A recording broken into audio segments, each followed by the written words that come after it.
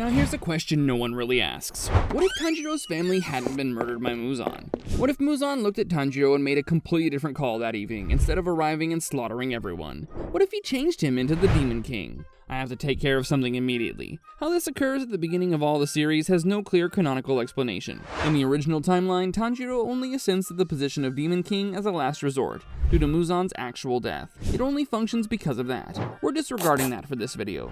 From the start, Muzan senses something in Tanjiro. Perhaps he's descended from Sunbreathers. The Hanafuda earrings might be the cause. Perhaps Muzan simply makes a choice that alters everything. Either way, Tanjiro doesn't go sell coal that morning. Muzan is the first to reach him. And that one alteration, it completely shatters the narrative. Now let's get started. The mountain is where it all begins. Same residence, same family, same chilly evening. However, Muzan doesn't send a lesser demon this time. He arrives on his own. He also refrains from attacking Tanjiro when he notices the Hanafuda earrings, and the mark on his forehead, and the lineage that's practically written on his face. He decides what to do. Tanjiro is grabbed by Muzan, who drives his blood straight into him. Not the way he transforms ordinary demons, the entire transfer, all of the power, the transformation of the Demon King. Tanjiro's family continues to be slaughtered. That portion remains unchanged. They're not necessary for Muzan. However, Nezuko also receives some of Muzan's blood, just like in the original, but it's different this time. Tanjiro's blood instantly replaces Muzan's influence on Nezuko since he's now the Demon King. She turns into a demon. However, Muzan is unable to control her. She's under Tanjiro's control. Tanjiro is not the same person when he awakens. He possesses everything. Muzan manipulates flesh, the capacity to create and control demons. Regeneration that, in contrast, makes every upper moon appear frail. Additionally, he still has his memories due to the way the transfer went, his character, his generosity. He recalls his family. Grief strikes him the same way it always did as he surveys what's left of them. But there aren't any tears this time because Tanjiro already senses the power coursing through him and is fully aware of who he is now on an instinctual level. He starts by ensuring Nezuko is secure. This is the point at which the narrative abruptly deviates from expectations. Kiyabu appears, as usual. Detects a demon, approaches Nezuko. Tanjiro then moves ahead of her. Kiyabu is a Hashira, among the 9 most powerful demon slayers in existence. He then turns to face the child in front of him and gets ready to put an abrupt end to it. Tanjiro then makes a move, not to strike, only to prevent. Without hesitation or injury, he takes Kiyu's blade in his bare hands and holds it motionless. Kiyabu tugs. The blade remains stationary. Tanjiro simply says, "Don't," while glancing at him. Kiyabu has spent his entire life battling demons. The pressure this child is exerting on him now is unlike anything he's ever experienced. He makes an effort to use water breathing, complete form. Without a sword, Tanjiro deflects every blow. Without taking a breath, without using any kind of technique, he has the unadulterated ability to change his body to fit each attack. Kiyabu moves quickly, really quick. Furthermore, it's irrelevant. He could be killed by Tanjiro. Simple. However, he doesn't. Grabbing him, he throws him 20 feet back, picks up Nezuko, and vanishes into the darkness. Kiyabu hits the ground hard and sits up, gazes into the shadows where they disappeared, and he doesn't know what happened for the first time in a long time. In any timeline, Tanjiro would take the same initial action. He visits Lady Tamayo. He's already aware of her existence. Muzan's memories, fragments of them, were part of the Demon King transformation, and Tamayo is among them. A demon that got away from him, a physician, the only person attempting to undo demonhood. The most significant thing he can do is arrive at her door. Tamayo has been researching Muzan's biology for decades in an attempt to identify a vulnerability. Furthermore, Tanjiro's blood is essentially different from Muzan's. More tidy, combined with a quality that Muzan lacked, sun-breathing ancestry, human coziness. Tanjiro is Tanjiro for whatever reason. She lets them in right away. That same evening, she begins researching his blood. Her entire research timeline is altered by what she discovers. Suddenly, years before she anticipated, the compound she'd been working toward, the one intended to prevent Muzan's regeneration, is within reach. She still requires Shinobu though. Tamayo and her research have always been 2 sides of the same coin. Tanjiro must therefore eventually make contact with the Demon Slayer core.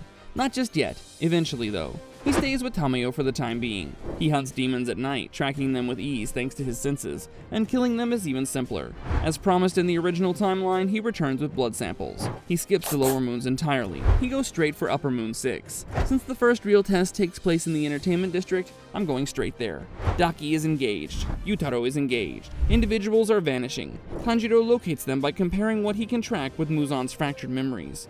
He enters the entertainment district completely disguised. He appears entirely human human due to the Demon King level flesh manipulation. Nothing is noticed by anyone. He locates Daki, cuts off her head in 3 seconds or less. This is where Tanjiro's recollections from Muzan really come into play. He's already aware that Gyutaro will arrive. He doesn't wait to be taken aback. In the same way that Muzan controls space in the Infinity Castle, Daki moves as soon as his head is removed, forming a barrier of flesh around the immediate area to ensure that Gyutaro's initial attack cannot destroy the district. Enraged, Gyutaro bursts from Daki's body, takes a look around, recognizes the obstacle. Tanjiro is seen standing there and senses the pressure. Gyutaro is an upper moon. He's lived for hundreds of years. 7 Hashira have been killed by him, and all of his instincts are telling him that something is seriously wrong right now. Despite this, he fights. Gyutaro does just that. The battle won't last long. Tanjiro still has sun breathing. It's part of his lineage, and the Demon King transformation didn't take it away. In fact, it made it stronger. The combination of sun breathing and the Demon King's physical ability is just too much. Gyutaro can't heal quickly enough, can't get away, can't ask for help. Both heads are off at the same time. One clean move. In just one night, Upper Moon 6 is gone. Tanjiro leaves and no one sees his face. Now things are getting complicated. Muzan knew that Gyutaro was dead. He can feel every Upper Moon because of the blood connection. He didn't just feel an Upper Moon dying at that moment, he also felt the presence of a Demon King. Something that shouldn't be there. Something that seems like him but isn't him. He calls an emergency meeting of the Upper Moons. I'm skipping most of the talk because you can guess how it goes. Muzan is very angry, defensive. He won't say he's scared, but he tells them all that there's something out there that can easily kill Upper Moons, and it uses sun breathing. Kokushibo thinks of Yoriichi right away. The thought still shakes him, even though Yoriichi has been dead for decades. When Muzan says that his presence feels different, younger, stronger in a different way, Kokushibo decides he wants to find this person himself. Muzan tells him to hold on. He keeps all of his Upper Moons close by, stops sending them out on their own missions, brings in everyone in his network. This makes Tanjiro's hunting harder in the short term though. It also means that Rengoku never meets Akaza on the Mugen train, because Akaza isn't going out on his own anymore. Muzan isn't going to risk another Upper Moon. Rengoku makes it through the Mugen train arc. That one change, Muzan pulling his Upper Moons back out of fear, saves one of the best characters in the whole series. Tanjiro knows he can't hunt Upper Moons forever if they're all hiding. He needs to know things.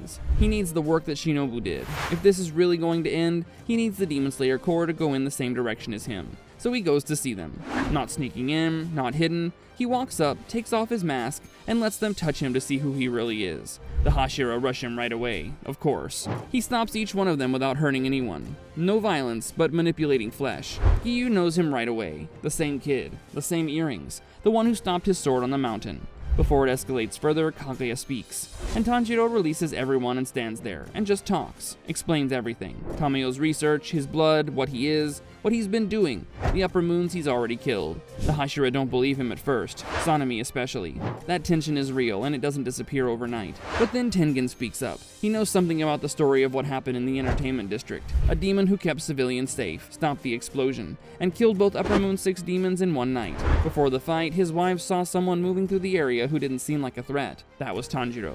Tengen said he's trustworthy. No one thought that would happen. Kaguya makes the decision. Tanjiro is not a demon hunter. He's not a Hashira, but he is on our side. And right now, the Corps needs all the help it can get. The Hashira training arc starts right away, since Tanjiro gives Kaguya all the information he knows from his memories about the Demon Slayer mark, including how it activates and how much it costs. Not gradually, not after more fatalities. Right now, months in advance. Tanjiro has left his mark already. He continues to hunt while the Hashira train is in motion, collecting information about the movements of the Upper Moons, returning data to the Corps. Additionally, Tamayo significantly speeds up her poison research now that she's collaborating with Shinobu. Compared to the original timeline, the pieces are moving more quickly now, and Muzan, who survived by staying one step ahead for a millennium, senses it. He draws Nakime, early activation of the Infinity Castle. Here, everything comes together. The Hashira enter. Tanjiro immediately targets Muzan. However, Muzan isn't foolish. He orders Nakime to disperse everyone, purchases time for himself, goes on the defensive while his Upper Moons deal with the Hashira, using Tamayo's poison as justification. Tanjiro is already slicing through floors in search of Muzan, and the Hashira are stronger inside the castle because the mark training worked, and they had more time. First, he locates Kokushibo. This is the last battle, the last demon capable of truly opposing a Demon King. 6 eyes, moon breathing. Centuries of unadulterated combat skill. Since learning about the sun-breathing demon, Kokushibo has been anticipating this. Their conflict isn't one-sided. Kokushibo is actually keeping up. His 6 eyes follow the sun's rapid breathing. Kokushibo prepares for the next blow each time Tanjiro regenerates. Since the transformation, it's the closest Tanjiro's had to an equal battle.